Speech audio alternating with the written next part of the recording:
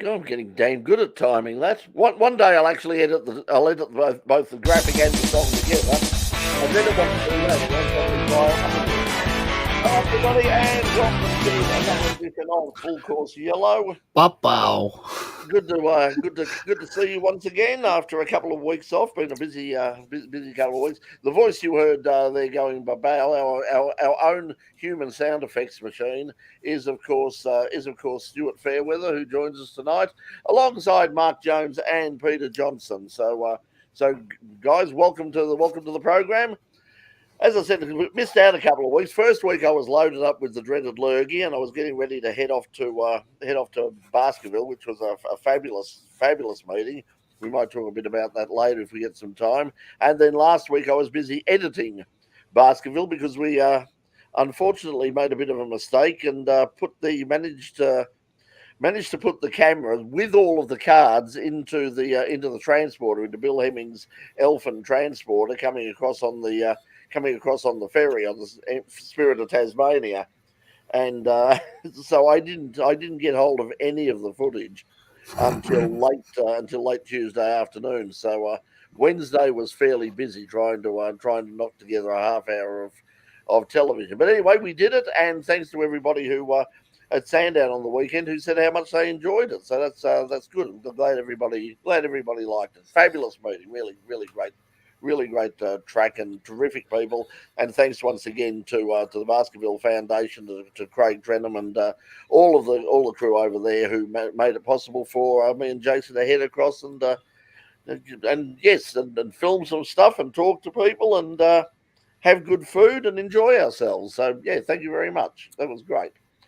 Okay, well let's get onto topics for the. We get nothing sort of like nothing big. I suppose the big news at the moment, because it's just broke, is that Adrian Burgess is about to leave. Is going to leave Supercars at the end of the process with the wind tunnel, the long overdue wind tunnel testing that's going to be held early in the new year. Adrian has apparently announced that he will, as soon as that's completed, he'll be leaving Supercars and his position at the moment. So I'm not sure why, but there has been some talk around that all is perhaps not well in the camp. That there's been a bit of tension between the teams and Adrian in terms of them looking at it from different standpoints. Adrian, I think, trying to save money and trying to do things the old-fashioned. And some of the teams not too happy. Has anybody, Mark? Have you heard anything at all about that? You're mute. You're still on mute, Mark.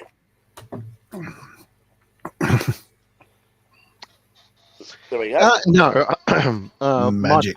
my unprofessionalism, but no, I haven't. And being further unprofessional, I haven't been gathering any rumors for you, so I don't really know anything about what's been going on with Mr. Burgess and co. But Well, of course, you know, he made some mainstream headlines.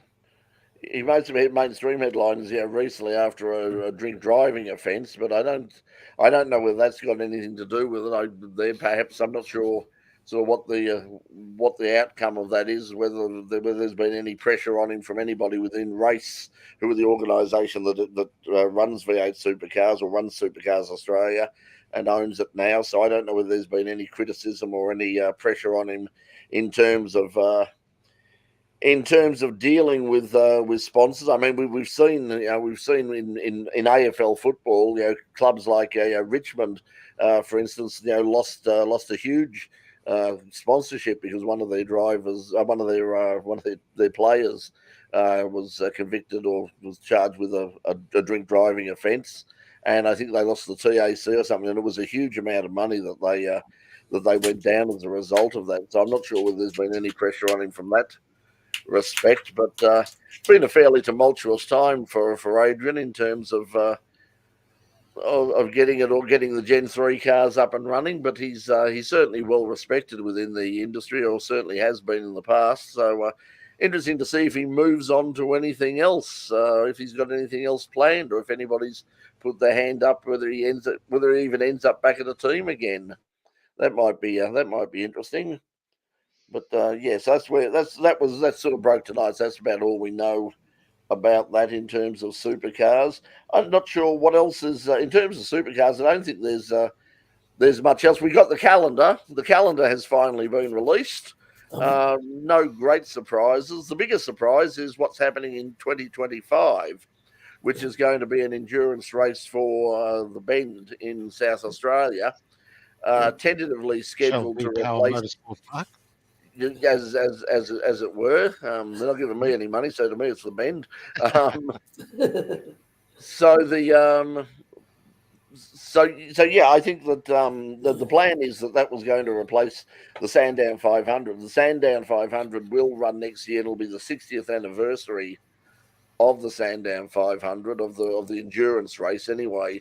So 60 years since the first 6-hour race that they held there back in 1964. So they're going to make a big thing about that, and also they were going to make a big thing about that because they believe that would be that's the final year of their contract, and the talk is still going around that the place will be shut down at the end of next year. But every time I talk to somebody from the Melbourne Racing Club, they're going, "Yeah, I wouldn't bet on that actually." The place is losing money hand over fist. That's part of the problem. They are losing a lot of money. It's always busy. There's always something happening there, but it's just but nothing big enough to sort of pay the bills. So yeah, that's the problem. I guess maybe it's not really secondary. I guess tertiary role within the Melbourne racing community means that that the loss is worth bearing because they need the facility. Yeah, it's not so much that they need the facility, but certainly there's plenty of members, particularly older members, who want the facility because they want to get the money in order to spend it at both Caulfield and also on the new track that they've got out at Pakenham. But Pakenham's a long way away, and a lot of the old or well-heeled sort of two-rack gentlemen are saying, "We're not going to bloody Pakenham. It's bad enough we have to go out to Springvale, let alone bloody Pakenham." So so I think that, yeah. I do like the fact that there's super sprints are going to be a clear 60-minute race, not a prescribed number of laps. I do like that. Yeah, I like that too. I actually like time. I think timed races are good. They've sort of moved to that. The New South Wales State Series have been running sort of timed races for ages, and now the Victorian Series has sort of moved a bit more to that direction as well because it's just fairer for everybody. Because you'd have and it makes it easier to run because you'd have you'd have an 8-lap Formula V race that'd go the best part of somewhere like Phillip Island that'd last close to half an hour, and then you have an 8-lap sports sedan race the next time that'd be lucky to last 15 minutes, at least if they've got 20 minutes. And they can schedule it to have gaps in between. I mean, run it for 20, have a 10-minute break, run another 20, have another break. If it works out like that. It didn't on the weekend at the Sandown Historics. I've never seen so many red flags, and unfortunately, a lot of that is because of the insurance situation. Noel Robson was saying to me that their insurance, the people that have insured the VHRR and that meeting for as long as anybody can remember, basically said no, this year no, we're not doing motor racing anymore. It's too dangerous. No, we're just not doing it. You've got to find someone else, which they did, but it was more than twice as expensive. The old contract, the old deal was, I believe, about $18,000, and this was quote well over double that. So wow, so that's really knocked them about. I like the fact that Taupo, I'm sorry if I mispronounce it, Taupo is going to be a refueling race. I think that's.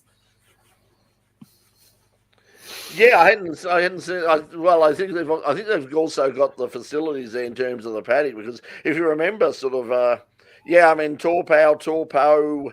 There is I think it's Taupo. It's sort of pronounced in the opposite to how it's spelled. You look at it and you say, oh, it's Torpow, and it's like, no, it's Topor, and so it's a bit different. So I don't know if any of our JB or any of our New Zealand viewers might give, but there is actually on YouTube. There is a whole thing that the local tourism authority there has done in terms of how you pronounce the place.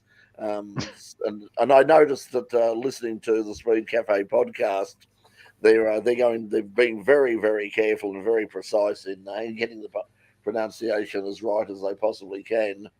Let's say before we go back, because it's been a couple of weeks, let's say hello to some of the regulars. Box. Congrats to the antenna. Well, we didn't actually win an antenna award. We lost out on that. I mean, I was made a member of the Hall of Fame. There's a new Australian Community Television Hall of Fame to which I was inducted into. So thank you to Channel 31 and whoever was responsible for that. I didn't get anything for it, incidentally. I didn't even not a piece of paper. They just sort of said, "Congratulations, you're in the Hall of Fame." And it's like, oh, okay, that's nice. And that was it, really. But thank you anyway. And I'll write it down somewhere. They really should change the name of that. Now they've inducted you, it should be the Hall of Infamy. Thank you very much, Stuart. Yes, quite possibly. Yes, David Howard. G'day, David. How are you? Good to catch up with you again. We've also got SB is joining us once again, and also Paul Vandenacker has been with us again. The MC owned Cranon, but way out, not packing them. Yeah, I think they just bought some land out of Pakenham, but that's certainly what they were talking about when I was talking to someone on the weekend from the MRC who was sort of saying that there. But either way, there is a move there were a group of people recently elected to the board, and they actually ran on the ticket of don't sell Sandown. So that's interesting. I know also the local council would like it to stay, perhaps not as a car racing track, but certainly they would like it. They don't want to turn it into houses at this stage because the place is crowded enough as it is, and I think they're worried about they don't want it to become another AFL park. I mean, if you'd had a look around AFL Park and what's happened over there, it's appalling. I mean, the place is it's a middle class ghetto. It looks like it's all shiny and modern, but apart from that, it does look like something out of a Ken Loach film. It's all houses on top of each other and no room for anybody to breathe. So awful place. Brad Mackey has a question saying, "What is happening with drag racing at Calder Park?" Well, there is off-street drag racing this Friday. Coming up, and also coming up in a couple of weeks' time, there's roll racing. That's very popular at the moment, the roll racing, and apparently I'm going to be out there doing some commentary.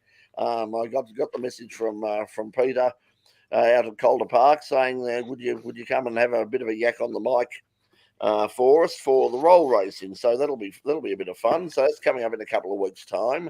But in terms of the drag racing, the plan initially was that they were going to have sort of two proper drag meets where they would effectively close the track down for circuit racing for a couple of weeks, prepare it properly, run a full meeting, then perhaps have another meeting fairly soon afterwards, and then close the place down and run, because they just can't run. They can't run circuit racing as long as wherever there's VHT or whatever they're using for traction compound now.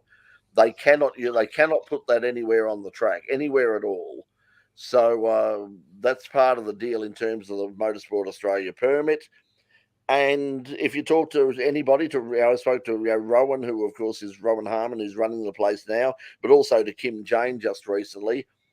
And they said that, like as far as, concentrating on drag racing and, having it, over the summer, they said the figures just didn't add up. They just said that even though they got really good crowds and really good turnouts, the weather was just too weather dependent, and they had to shut the.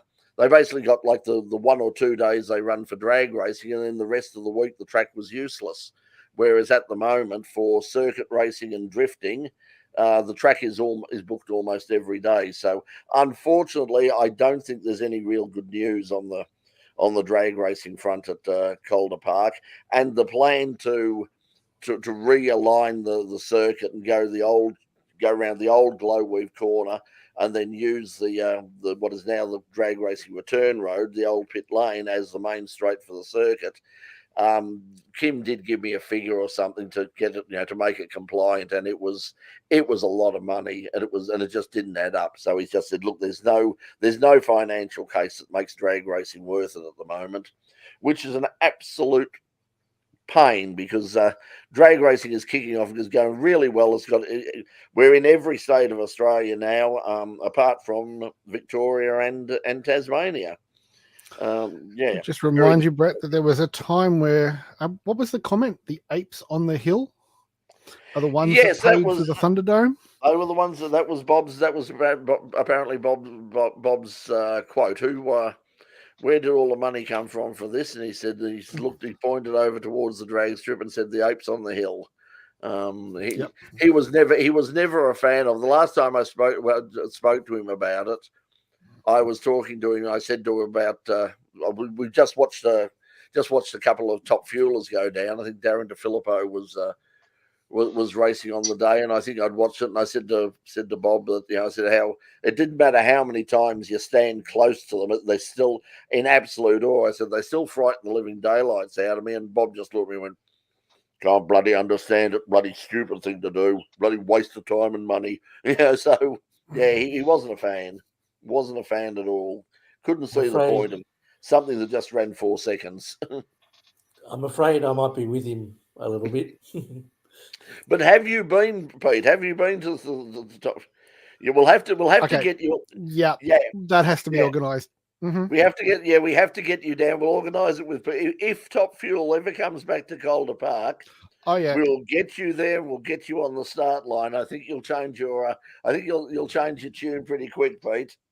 You may never recover, but Pete, just to warn you, it might make me get up and walk.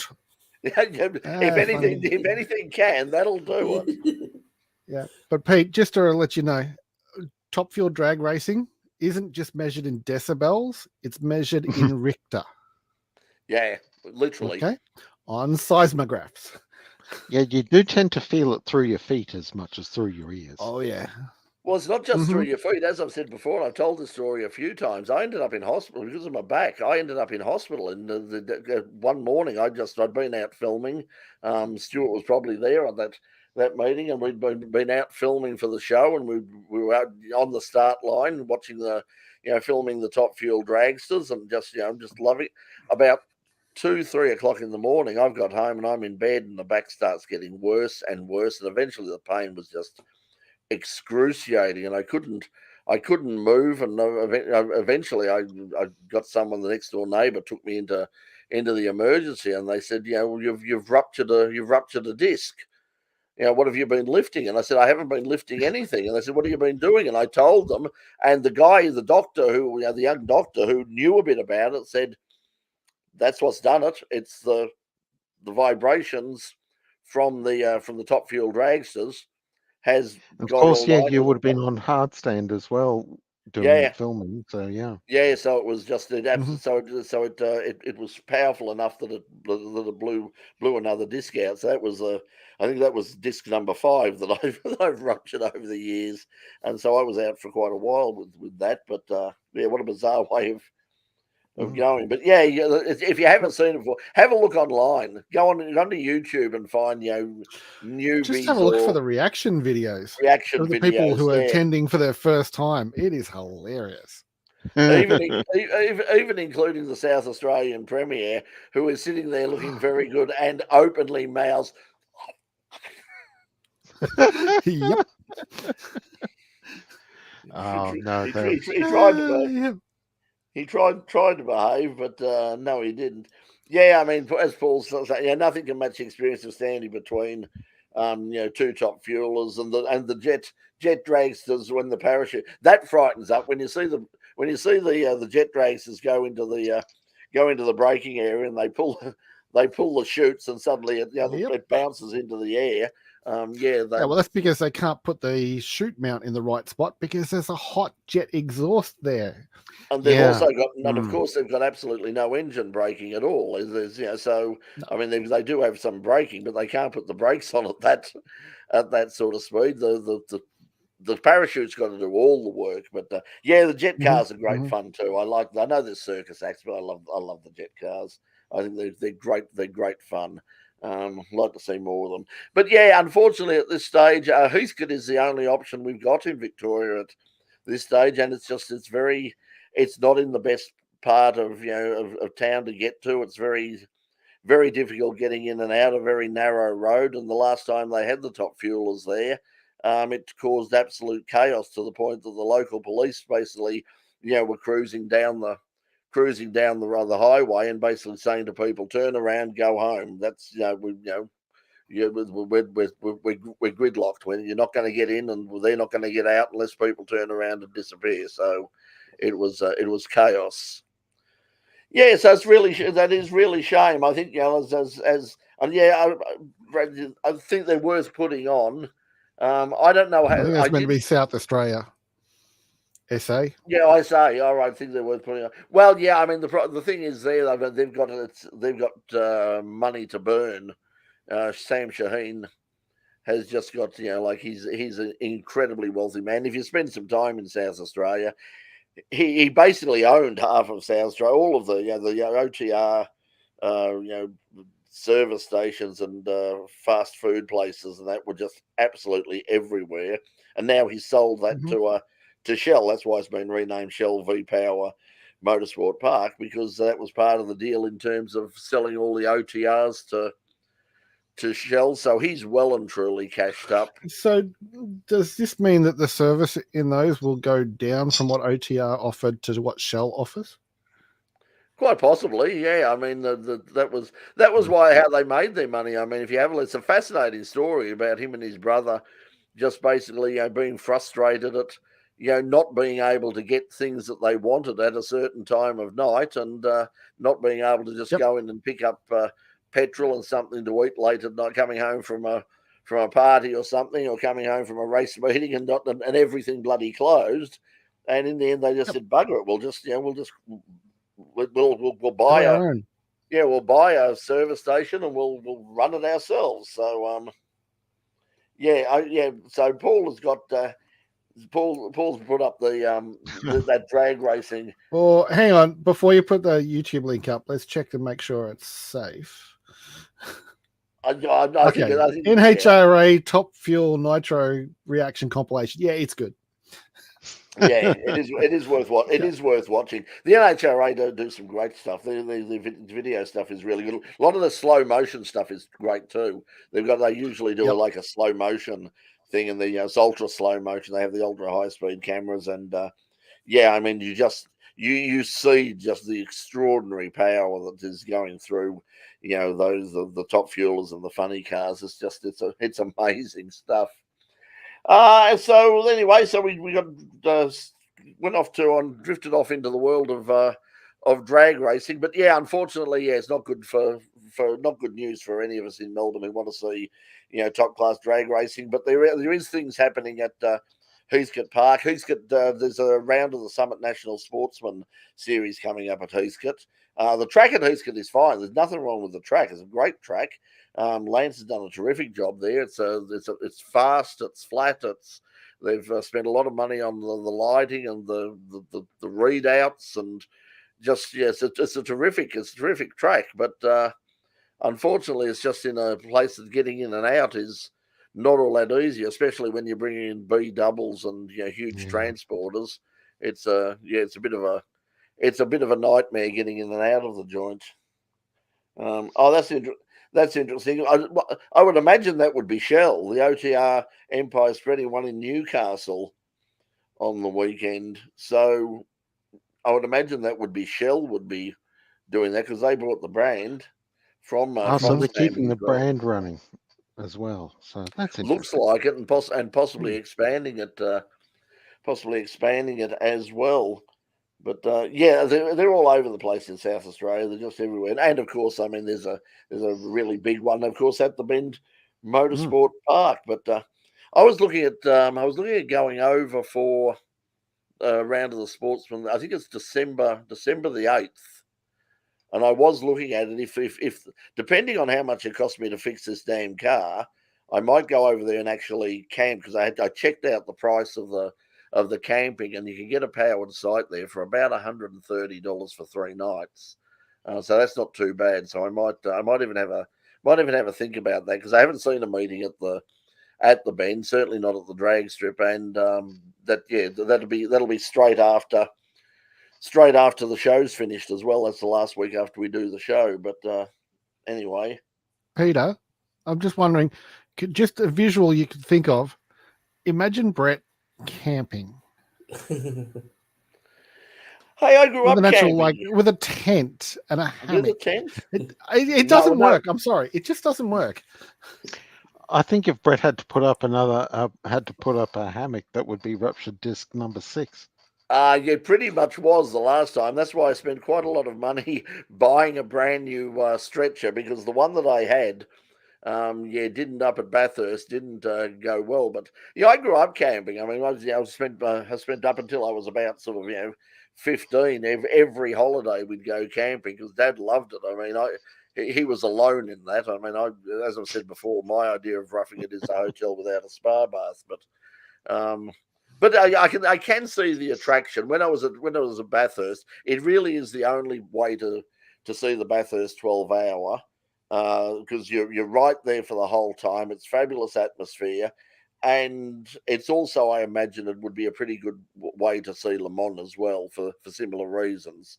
Because that's the only downside of Le Mans, is getting in and out of the place over the course of the 4 or 5 days, because the traffic, of course, is insane.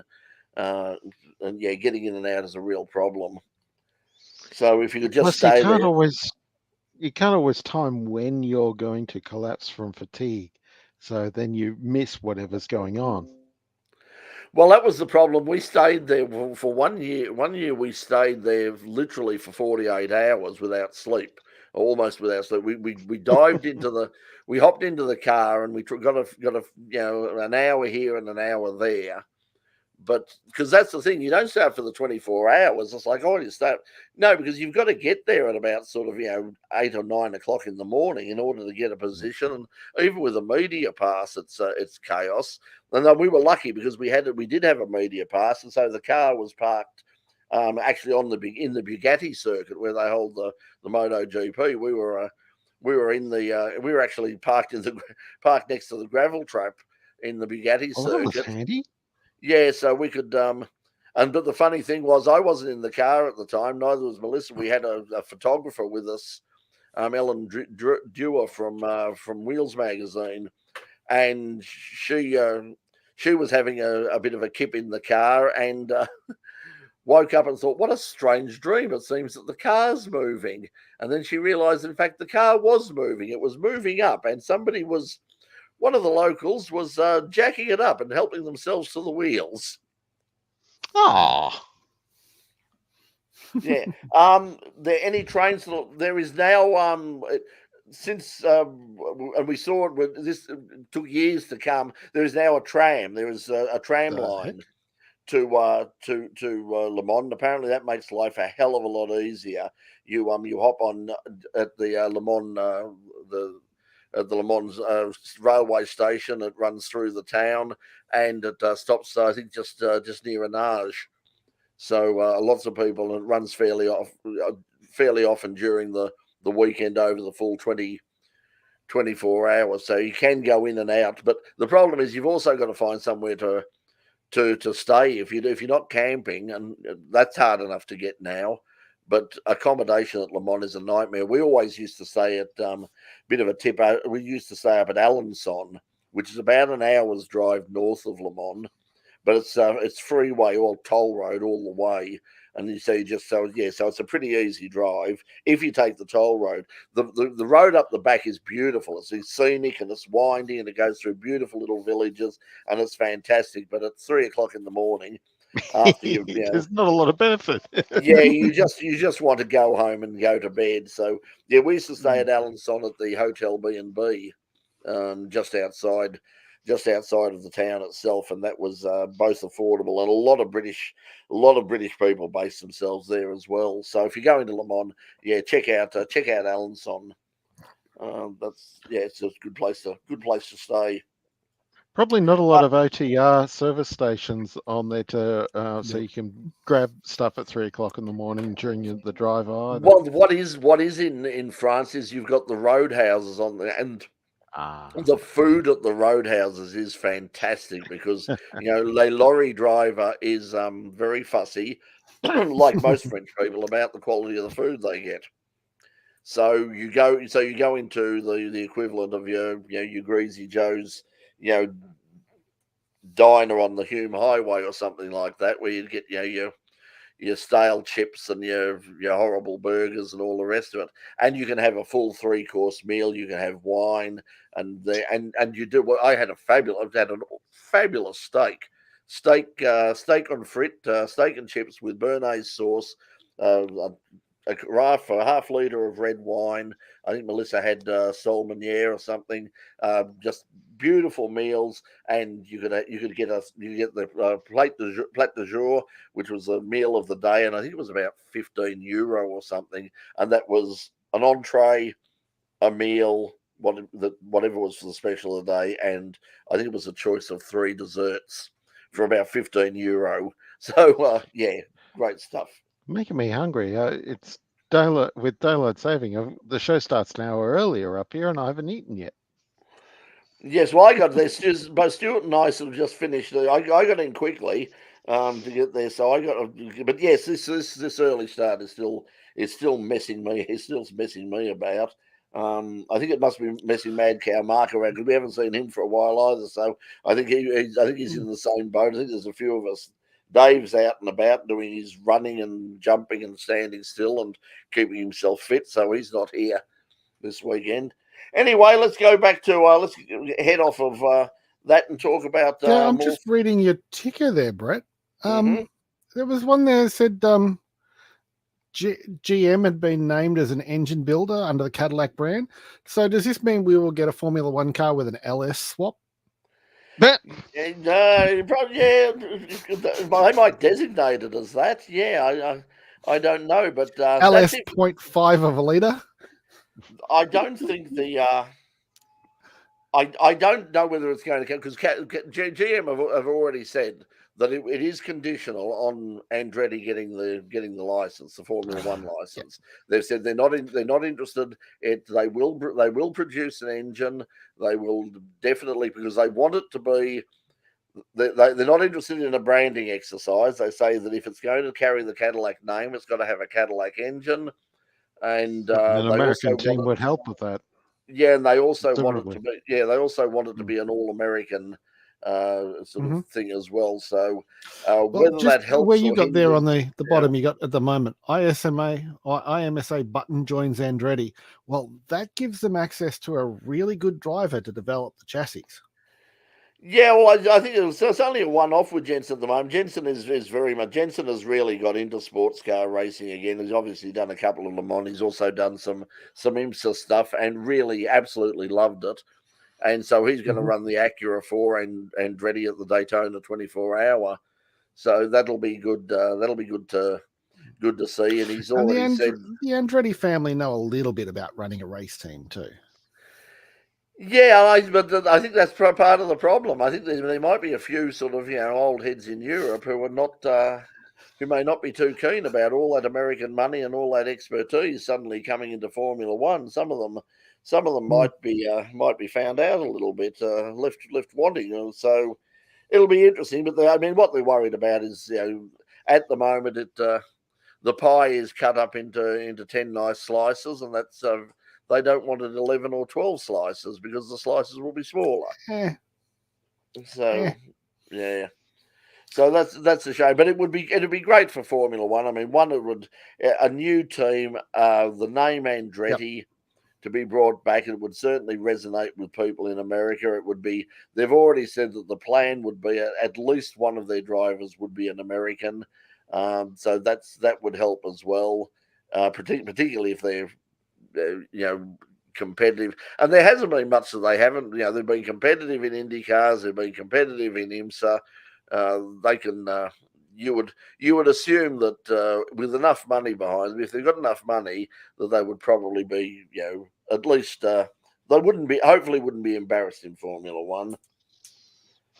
But we've got Brett Sellers, Melbourne. Oh, now I was hoping this didn't come up because now I'm going to try and pronounce her name. Nostradamus. Anna Nostradamus. Nostradamus. Anyway, but Ava. Anyway, no, she hasn't. Spaceship on Doctor Who. Yeah, she hasn't been. She hasn't been on Input. I saw that today, and I saw that she was from Melbourne. I thought, dang, we had her on, and I honestly I can say that I haven't heard of her. So hopefully we might be able to get her on at some stage in the future. But depends on when she's heading off. Obviously, she's heading off to Europe, but as they should. That's certainly the way to go, isn't it? I mean, as we've seen before with a lot of drivers, to get over to Europe as quickly as possible and stay there and do all your development driving over there. So obviously they believe she's got a future. It'll be interesting to see. But yes, I saw that today and I thought, I wonder if we've got time, because we're hoping to have someone on. I've tried to tee up somebody from AASA and the High Tech Oil series to preview Calder Park, because Calder Park, the meeting that they've got, the High Tech Oils meeting, apparently is going to be a twilight meeting, and we haven't seen that for a long time. And the last one that they had, the State Series round, was very spectacular, fabulous. Fabulous photo opportunities, and terrific out there. So, someone on the show next week. Although next week, I think. Next week is going to be probably less about cars and more about music, because we've got a 9-piece jazz band coming in, which is going to be. The sound is fantastic. They're a fantastic band. They're called Bar 32. Some of the best jazz musicians in Melbourne. Top session musos who have played with all sorts of legends of all sorts of genre of music, but some fabulous musos. And they're going to come in, and we're going to do 2 songs on the show on Tuesday night. But of course, as Pete knows, we've got to get them in, and then we've got to get them out, and that's going to be the fun thing. Oh, okay. So apparently, well, don't go to Heathcote for advice. Well, who's that? Don't go to the Heathcote drag strip for advice on getting people in and out. Yes, no. Although maybe we should ask Brett Sellers who, for his next comment about getting things out. He might know some people. Yeah. So Ava was interviewed by Neil Mitchell on 3AW the other day, so hadn't heard it. So you'd probably be able to find that online. So I'll check that out myself and see if we can track her down because we've only got the 2 shows to go, and I wasn't actually going to have a guest on the last show because it's a bit chaotic with the last show. But if he was available for the last show and could come on, yeah, we'd probably get her on. So I'll chase that up hopefully tomorrow. Twilight meeting will be harmless to replace the stolen copper cabling. This was a strange one. They got stuff out. Yeah, but this is the strange one there, because I mean, Auto Action ran the story, and we followed up on it and ran it as well. That all of this copper cabling had been stolen, and the lighting, and there were lots of issues. But they've run drifting and drag racing under lights since then, and there's been no mention of any problems. So either they've replaced everything and they replaced it quickly, or it wasn't as big a problem as was made out to be. But either way, there's certainly. Or maybe half the lights don't work, so they didn't need the copper. Yeah, but they've upgraded. They've upgraded it. Now the story is, I was told actually on the weekend that they're going to bring in some temporary lighting as well for up the back straight, and to make sure that the lighting is better for that meeting at the end of the month. So it'll be very spectacular. You got the Trans Am, the TA2 cars are going to be there, Super TT, a really good the XLs, really good field of cars under lights will be pretty spectacular, as we said, because they've done it in the past. And every Twilight meeting that I went to out there was great to look at. Motorsport under lights just works. Okay, let's move on. Anything else? Anything else in Formula One that you want to talk about? Only that Las Vegas, of course, is this weekend. The track, the layout looks fairly bland, I think, and that might be that might be another debacle. Because it's going to be fairly cold overnight. They're running it at about what time are they starting at local time? 10 p.m. their time, so potentially could finish close to midnight.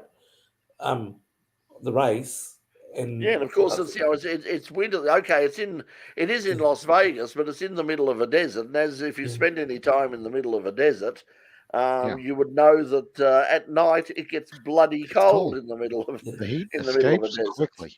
Yeah, so they were Pirelli are already saying they can't guarantee the performance of their tyres in some of those temperatures. They actually had snow the other night. They said they don't think they're going to get that on the weekend, but they did say it does have the potential to be somewhere around the 0 degrees or perhaps even under. And Pirelli are just saying, look, we really can't guarantee or predict with any confidence what the performance of those tyres is going to be like on a new circuit in the freezing cold. So anything could happen. So yes, it could be. Will this be another American Formula One debacle? Yeah. It's got potential. And like you said, night racing is good, but in this case, I don't think it's going to work. By the way, Stuart's brought up the the track map there. I don't know if you've It looks like a pig, but it's upside down. That's it. I don't know if you've seen the meme that's going around at the moment. A spider pig does whatever a spider pig can. It really is something. It does look like an upside down pig. Well, yeah, you say that, and one of the corners there is sponsored by MSG, and now I want some Chinese pork. Yes, that's right. That's a decorative sphere that's like got an LED screen all around the outside of it. It's not monosodium glutamate. And it's also got an LED screen inside. It's very impressive. It's also losing an absolute shitload of money. Probably because the first residency was U2, and they've found out that perhaps U2 are not as popular in that situation as in Las Vegas as they thought it would. Speaking of Las Vegas, there is of course going to be lots of showbiz happening at Las Vegas, and the opening act will include one Kylie Minogue. So Miss Minogue is going to be performing in the lead up, along with a few other sort of high profile entertainers. Martin Brundle's grid walk might be the highlight of the weekend. Yes. Well, actually, see if a pop musician actually recognises him this time around. Yeah, well, we know Kylie does, because Kylie stopped a couple of times and said, gone up, and she's actually gone up and said hello to him, But yes, with some of the Americans, it'll be interesting, and you just know that half of Hollywood will be there, especially now that the strike is over, because that's the other thing too. They announced today that because of the strike, all the production on Brad Pitt's Formula One movie came to a crashing halt, and now with the strike and for both the actors and the writers. Now being over, they're going to begin production on that again. But it does mean that it's going to go into into 2024. So they timed it just in time to be able to get some footage at Las Vegas. Well, you would imagine so. Yeah, that would make sense. You'd have to think that it will be spectacular footage with them filming there. Unless I've got all of the cine cameras on hand, you imagine that it was too late in the day, because they're all they lease all that stuff in Hollywood, don't they? Yeah, they do, Mark. And it is the money that makes it happen on time. Yeah, that's get enough money, anything happens. They will get. I mean, Apple are involved. And Brad Pitt. There's plenty of money sitting there, so I'm sure. I'm sure it's a matter of ringing the Las Vegas equivalent of Videocraft and saying, "Hey, we want A, B, C, and D," and it'll happen. It's not quite Videocraft, but yeah. Well, yeah, you know what I mean. Oh yeah, anyway, they're just a little bit bigger. I'm just thinking that maybe 1 week is maybe not quite enough lead time, but yeah, we'll see. It was the Thunder. Okay, that would make sense. Paul saying, Paul saying the drag strip lights are working. The 5 portable light towers on the back straight. We've seen that. Yeah, but it was the Thunderdome that was stripped of the power cables. Yeah, that's interesting. Well, nobody's going to notice. Yeah, okay. Yeah, that's it. But anyway, well, that actually might be an improvement on safety. Yeah, well, that'll be there. So that's interesting. But it looks like that's going to happen. The meeting is going to happen at this stage, and it'll be really good. So hopefully we'll have someone. I've spoken to Shannon at AEST and said we'd like to have someone on.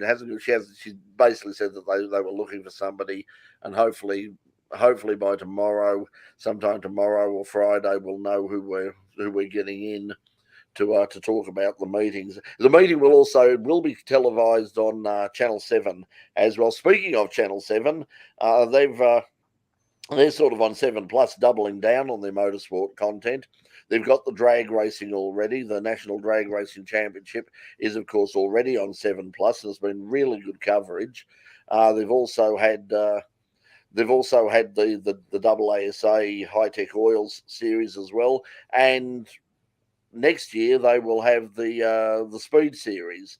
The Great Stan experiment is over, and they are moving back to free-to-air television, or at least free-to-air streaming, and they'll be on 7 Plus next year with selected meetings on 7 Mate as well.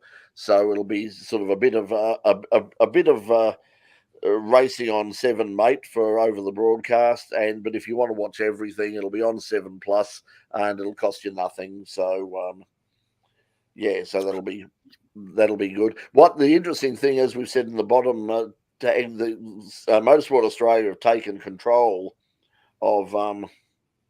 Oh yes, I'll just point that out. Yes, Paul's saying, the Australian Supercross rounds and the World Supercross Championship round is coming up quickly as well. I missed out because I was away from the computer for about 5 days and with a whole bunch of things. What happened was all of my emails, the show email. I've got a 2 gigabyte limit on the amount of email I get, and I basically go through about 4 gig of mail a week. So if I'm not home to clear it, things bounced, and so all of that stuff, and eventually it came through too late because they did send us some information to say, hey, would you like to apply for a media accreditation? And by the time I went on there, it was way too late. So, but yeah. Okay, yeah, and coming up this weekend, trucks are on at Winton for the final VMRC round. Alfa Romeo's, the New South Wales guys, I'm assuming. The BMW E30, so Stilly will be happy with that. Super TT and the Hyper Racers.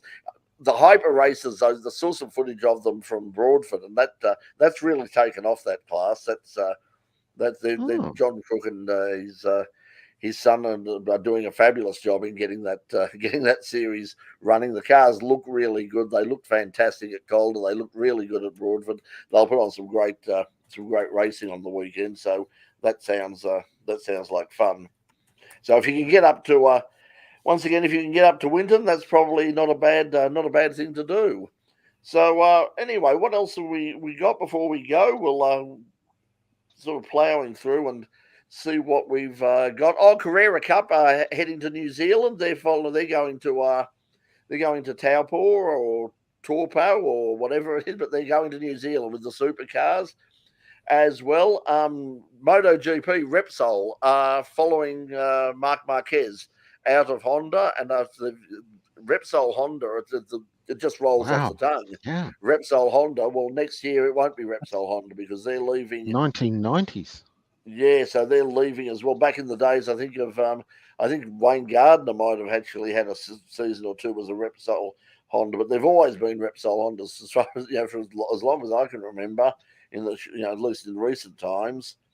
So yeah, so they're heading out. They're following Marc Marquez, and they're going to follow him across there. Also coming up this weekend, the Macau Grand Prix is back. The proper Macau Grand Prix, not Formula 4, but Regional Formula 3. A lot of top drivers will be over there. Also, the Macau GT Challenge and the next round of the TCR World Tour. Which incidentally was at Bathurst. Anybody watch that? Anybody watch that on the weekend? The TCR World Tour. Mark, what did you think? Saw some highlights. Oh, no, you go straight. Yeah. I saw some highlights. They were posting them on their YouTube, and the racing was more akin to the old Super Tourers, the 2 liters. So going by the comments underneath, people weren't familiar with the cars or the teams, and at which point they go, "Oh, it's not V8, so we don't care." But the racing looked pretty close. It looked good. The highlights that I got and that we run in the show tomorrow night looked really good. What do you think, Mark? Oh, I quite enjoyed it. I mean, I haven't seen much of the Sunday program yet. I'm still catching up, but yeah, certainly I saw all of the Saturday, and that was I really quite enjoyed that. Plus, of course, any opportunity to see the TA2 Transams at Bathurst is just magic. So they're brilliant for that venue. And they had some pretty cool racing there as well. And congrats to James Moffat, just by the by.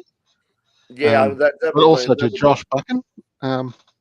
And Josh Buchan's come from behind championship victory in TCR. It was a bizarre. The final race of the 3 was really bizarre. I mean, there were a couple of Michele Axonia, I think there's Kona from the Hyundai, the European team, had the most bizarre sort of crack. He was just sort of they're behind a safety car and just trying to keep the tires warm, and it didn't look like he lost control or anything. It looked like something possibly broke or something because he just sort of turned hard right and just drove straight into the wall. That was him gone. So the race finished under safety car, and Bailey Sweeney had some problems. Jordan Cox had some problems, and Josh Buchan sort of came through from behind and grabbed the win. The most successful, the most competitive of the Australian drivers was Tony D'Alberto, finished 4th overall for the weekend in the new Honda.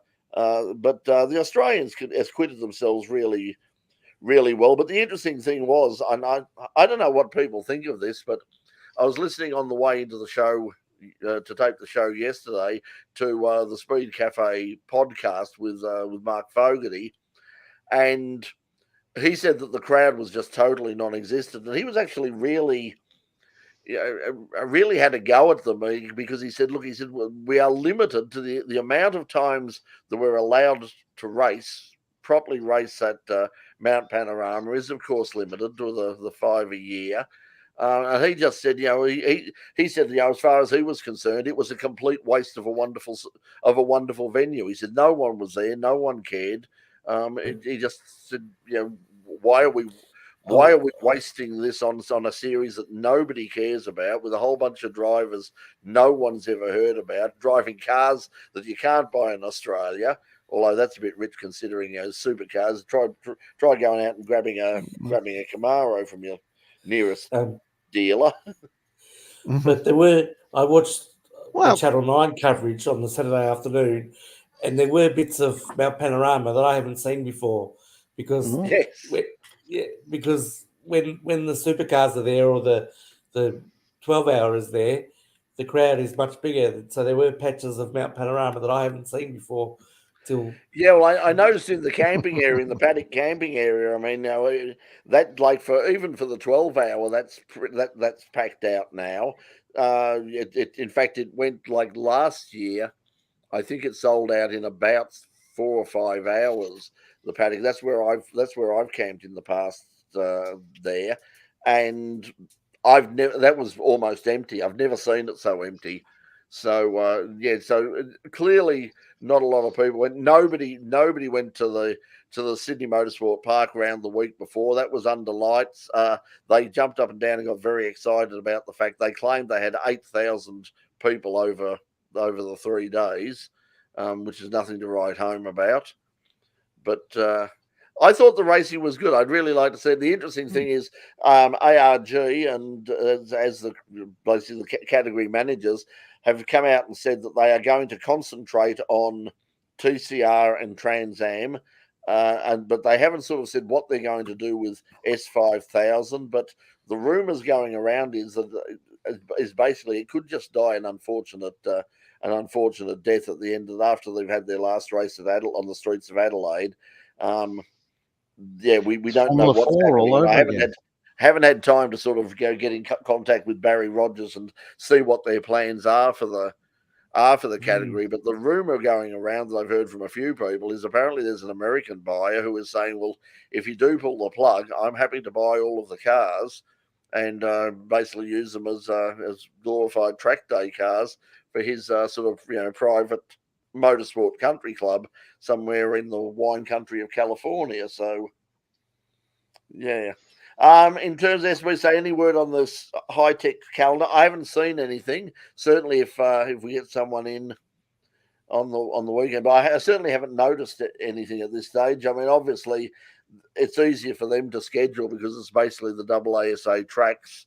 I would assume you'll have another round at Calder. You'll have plenty of rounds at Winton, probably some at Queensland Raceway, and possibly if the one or whatever they're calling Wakefield Park this week gets up and running in time, you might see something out there. But it'd be interesting to see. Hopefully, we'll have somebody on the show who'll be able to tell us about that next Thursday night. Okay, I think that's just about does us, everybody. I think we've there's plenty to talk about, but it was we could be here all night, and yes, I think we've. Mark needs to get.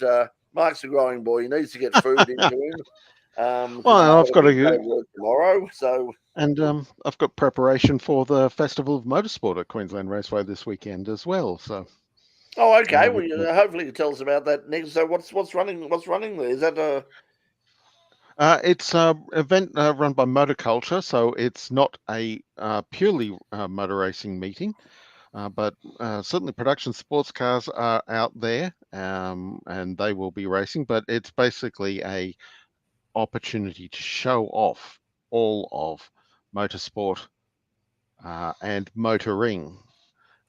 They're good those things. I mean, and that's a good place for it. That's why I think that they could do something at Sandown. I mean, we actually spoke to Sandown when Wade Calderwood was running Sandown. Spoke to him about doing something similar there because Sandown would be the ideal place to do that. I mean, you could have all of the cars set up, because they have the big, the caravan and camping show and all those things there. You could do the same sort of thing with a car show. And I was trying to get them interested in doing sort of like a PRI show and then having it sort of, tie in with a state round. So people would go on the weekend and they could wander around and they could see the cars in the undercover in the various exhibition areas under the grandstand and pick up merch and all the rest of it, and then wander up to the grandstand and watch the cars on the track. I thought it was a good idea, and Wade was quite keen on it as well. But we were the only two, I think. So that was the thing. Yes, remember the Macau Grand Prix. Coming up this weekend, it will be live on YouTube. It's on the FIA YouTube channel. Probably won't be putting it up on the In Pit Lane website. Might be taking the website down. Actually, it's just we don't have the time. It's taking a lot of time. It takes up a lot of space. Needs a major overhaul, and at the moment, I just don't have the time and the resources to do that. So. So we might sort of pull the plug on the In Pit Lane website at some stage over the summer, but I will certainly have links certainly have links on the Facebook page, so you know where to go. But basically, the FIA YouTube channel will be covering at least the Grand Prix, but I'm sure there will be other coverage of the other races as well. It's always been pretty extensive coverage. In fact, we actually, for people who don't know, we actually ran I think it was about the 2004 Macau Grand Prix on In Pit Lane. I mean, we had the Australian rights to it. And oh wow, that's so long ago. Yeah, and it was me and Richard Crail did the Richard Crail was in this very room where we are now. He came over from, when I said we had it, he said, "Oh, I'd love to call that." And I said, "Well, if you can come across," he drove all the way from South Australia to sit in this and watch the computer and just sit there and do the commentary for us. So somewhere on that tape, I might be able to get that to Roy at some stage. We might be able to get it up on the YouTube channel. Speaking of Roy, he came into work during the week and I was like, "G'day, Roy, how are you?" Oh, okay, yes. Something else I spotted this week, and I'm going to put a YouTube page up for everyone to have a quick look at. Mm-hmm. Okay, hang on. I want you to have a look at which videos are featured at the bottom of that list there once we get rid of the graphic off the top of it, Brett. Yes, okay, there it goes. Okay. So the Racer channel is run by a member of the Pruitt family, I think it is. And we'll just scroll down a bit so you can see. There was a McLaren event recently in the US. And yes, that's Tony Kanaan getting to drive Ayrton Senna's McLaren. Yes, so and let's just say he gets on it. He gets on it real hard. Well, they also another good one is Pat O'Ward driving one of the older cars as well. But Tony with the noise of the motor, amazing. That was at MP46. That'll be a V12, won't it? Yes. Yeah. So yeah, that's right. I mean, Racer Magazine, of course, is a very well established magazine in America, and Marshall Pruitt does a lot of stuff. You also remember the Marshall Pruitt podcast. Not good, good guy, Marshall. Has had a lot of struggles. A lot of people would know that his wife has had an extraordinary struggle with breast cancer over the past few years, and it's been they've been very public about it's been she put up one hell of a fight, and yeah, that's Marshall's gone along with it. But the good thing about Marshall Pruitt is Marshall. Yeah, well, Marshall, of course, came from the point of view that he was an engineer. He was a race engineer for IndyCar teams, and back in the days of Formula Atlantic. So the guy knows his stuff. He's a car guy first before he was a journalist. So have a listen. They do. Marshall and Graham Goodwin from Daily Sports Car do the podcast This Week in Sports Cars. Doesn't always happen every week, but that's always worth listening to. Marshall's very clued up, so that's a really good one. If you're not subscribed to the Marshall Pruitt podcast, do that. Yeah, one little thing to watch if you're watching any of the on-track footage from that one is especially both Pat O'Ward's effort driving Bruce McLaren's 1969 car and Tony Kanaan in Senna's car. The pit straight at the track they're at goes through a left-hand corner just before the exit, and all you can see is a sea of papaya shirts as all the current McLaren mechanics and technicians hanging over the wall to listen and hear. So yeah, it's brilliant. That's one thing that Marshall does have on his podcast and on his channel is he mics up cars. He knows, because he's an engineer, he knows where to put the sound. He knows where to put the mics. So there's no hearing the V12 with no clipping in the audio. It's beautiful, crisp, clear audio. It's amazing. I cannot rave about it enough. Yeah, he does a really good job. He's also the Corvette, the GTE Corvette, and also the Aston Martin. He's got a couple of those. Just basically, if you want to sort of have an orgasm, that's the way to go, because there's some good stuff there. Okay, everybody. Hey, thanks for joining us once again. Remember, tomorrow night in Pit Lane, we've got 3 shows to go. Tomorrow night, we're going to take you out to Sandown historic. We'll catch up with Tony Ross and Warren Colley. Tony has the FX 6-litre Chev powered FX sports sedan with the Perspex wing on the back. It's something he'll tell you the story about how that came to be. Also, Warren driving the Beast replica, the ex Colin Bond. The ex-Colin Bond and Peter Brock Holden dealer team Beast, not the original, unfortunately, but it is a replica, and nobody really knows how faithful it is. But it does have, it's not quite a Repco engine, but it's got lots of Repco bits on it, so it looks and sounds a bit like a Repco engine. But yeah, great weekend at Sandown. And speaking of Colin Bond, there's Team 18 has an open day this weekend, this Saturday. Check out the Team 18 website. But Colin Bond will actually be a special guest there, and I haven't had time to do it yet, but I'm going to hit up Team 18 tomorrow to see if I can grab some 20 minutes or so with Colin and do an interview with him, because I haven't had that opportunity, and he'd certainly be someone worth sitting down and talking to. And if that happens, we'll get that up on next week's In Pit Lane, or perhaps the last episode of In Pit Lane on Channel 31, and also on the In Pit Lane YouTube channel. Just let you know, next year as well, the only thing stopping us at the moment is sponsorship. Channel 31 have confirmed us coming back. RMI TV have confirmed us wanting us to come back.